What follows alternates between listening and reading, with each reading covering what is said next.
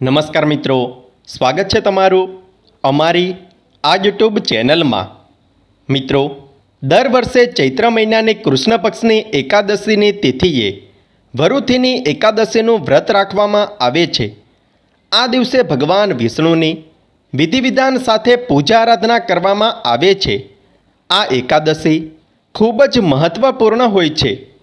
આ એકાદશીના રોજ માન્યતા છે કે આ દિવસે વ્રત રાખવાથી ભગવાન શ્રી હરિની વિશેષ કૃપા પ્રાપ્ત થાય છે અને સાથે જ દરેક પ્રકારના પાપોમાંથી મુક્તિ મળે છે। સાથે જ મૃત્યુ પછી મોક્ષની પ્રાપ્તિ થાય છે। તો ચાલો મિત્રો જાણીએ વરુથીની એકાદશીનું શુભ મુહૂર્ત, પારણા, સમય અને તેના મહત્ત્વ વિશે। મિત્રો, હિન્દુ કેલેન્ડર મુજબ ચૈત્ર મહિનાની કૃષ્ણ પક્ષની 11મી એકાદશીની તિથિ 4 મે 2024ના રોજ સવારે 8:30 વાગ્યે શરૂ થશે, જે બીજા દિવસે 5 મે 2024ના રોજ 10:41 વાગ્યે સમાપ્ત થશે। આવી સ્થિતિમાં તમે 4 મે 2024ના રોજ વ્રત રાખી શકો છો।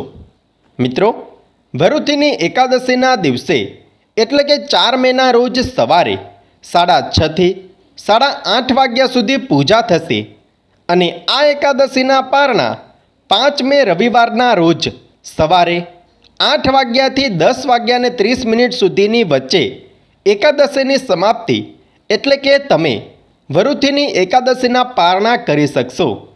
મિત્રો, આપણા શાસ્ત્રમાં વરુથીની એકાદશીનું મહત્ત્વ દર્શાવતા કહેવામાં આવ્યું છે કે વરુથીની એકાદશી પુણ્ય કાર્યો માટે શ્રેષ્ઠ માનવામાં આવે છે।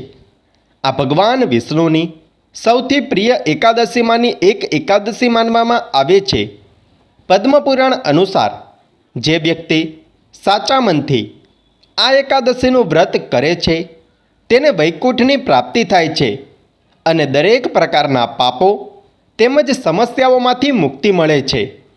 મિત્રો, આનાથી તમને વાજપેયી યજ્ઞ સમાન પરિણામ મળે છે અને ખાસ કરીને મિત્રો, આ દિવસે જો તમે કોઈપણ પ્રકારના ઉપાય કરો છો તો તમારા જીવનની અંદર કોઈપણ પ્રકારની સમસ્યા અને પરેશાની નથી આવતી।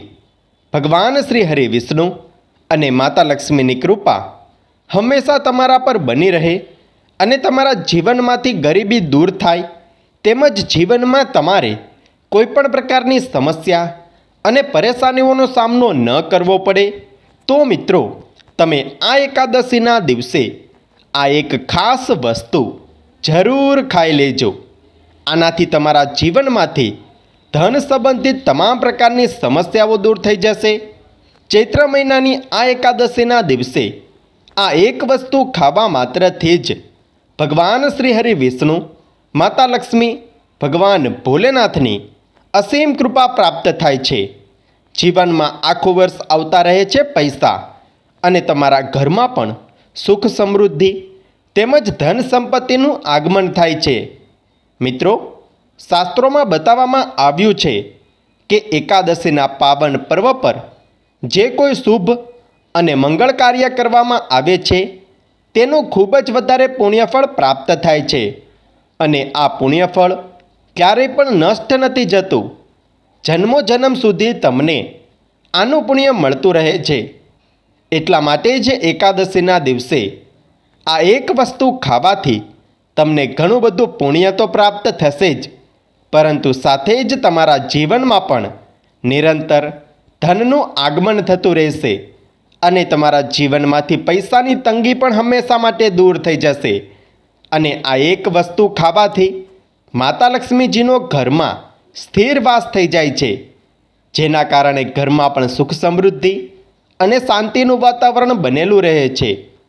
મિત્રો, આ વરુથીની એકાદશીના દિવસે ભગવાન વિષ્ણુ, માતા લક્ષ્મીની પૂજા આરાધના કરવાથી આપણી કોઈપણ મનોકામના અવશ્ય પૂર્ણ થશે।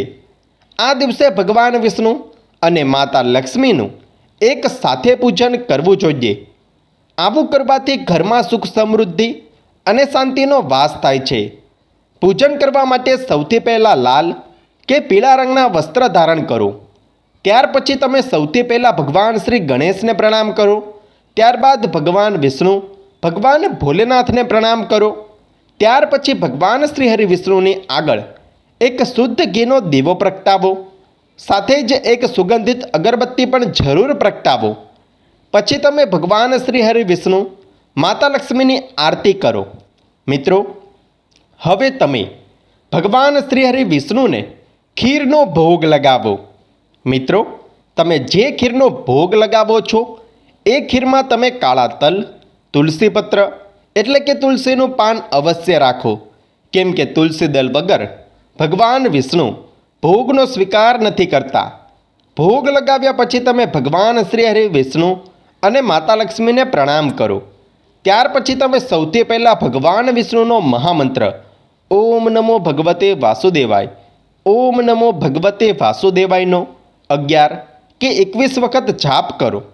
ત્યાર પછી તમે થોડા સમય સુધી આંખ બંધ કરીને હાથ જોડીને ઓમ મહાલક્ષ્મી નમઃ, ઓમ મહાલક્ષ્મી નમઃ આ મંત્રનો જાપ કરો.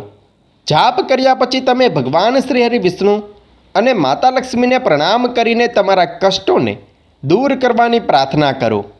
મિત્રો, આ એકાદશીના દિવસે ભગવાન શ્રી હરિ વિષ્ણુ અને માતા લક્ષ્મીની સાથે સાથે ધનના દેવતા કુબેરદેવજીનું પણ પૂજન કરવું જોઈએ.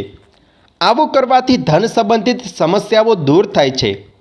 કુબેરદેવનું પૂજન કરવા માટે તમે ઓમ કુબેરાય નમઃ, ઓમ કુબેરાય નમઃ આ મંત્રનો જાપ કરો.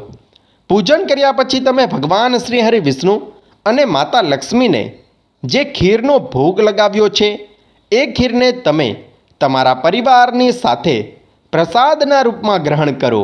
અને જો તમારા ઘરમાં કોઈ નાની કન્યા હોય તો સૌથી પહેલાં તમે આ ખીર એ નાની કન્યાને ખવડાવો અને ત્યાર પછી પરિવારના બીજા સદસ્યો આ ખીરને ગ્રહણ કરી શકે છે. મિત્રો, એકાદશીના પાવન પર્વ પર આ રીતે ખીર બનાવીને ભગવાન વિષ્ણુ અને માતા લક્ષ્મીને ખીરનો ભોગ લગાવીને આ ખીરને પ્રસાદના રૂપમાં ગ્રહણ કરવાથી સૌભાગ્યમાં વૃદ્ધિ થાય છે. તમારું દુર્ભાગ્ય પણ સૌભાગ્યમાં બદલે છે. વ્યક્તિની કિસ્મત ચમકી ઉઠે છે અને વ્યક્તિને ધન સંબંધિત સમસ્યાઓમાંથી છુટકારો મળે છે.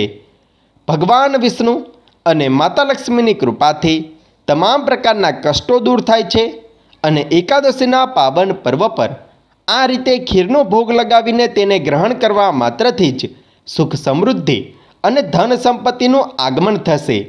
તેમજ તમારા જીવનમાં પણ આવતા રહેશે અઢળક ધન અને પૈસા. તેમજ તમારી કોઈ પણ સમસ્યાઓ ભગવાન વિષ્ણુ અને માતા લક્ષ્મીની કૃપાથી દૂર થશે. મિત્રો, આ ખીર સૌભાગ્ય વૃદ્ધિકારક છે, એટલે કે સૌભાગ્યમાં વૃદ્ધિ કરે છે. આ ખીરનું સેવન કરવાથી ભગવાન શ્રી હરિ વિષ્ણુ, માતા લક્ષ્મી, પિતૃદેવ અને ભગવાન ભોલેનાથની કૃપા પણ હંમેશા બની રહે છે. ઘરમાં માતા લક્ષ્મીનો સ્થિર વાસ થાય છે. તો મિત્રો, જો તમને આ વિડીયો પસંદ આવ્યો હોય તો વિડીયોને લાઈક કરો, શેર કરો, કમેન્ટમાં જય શ્રી હરિ વિષ્ણુ, જય મા લક્ષ્મી અવશ્ય લખો. અને જો તમે અમારી ચેનલ પર નવા છો તો ચેનલને સબસ્ક્રાઈબ કરવાનું ના ભૂલતા. ધન્યવાદ.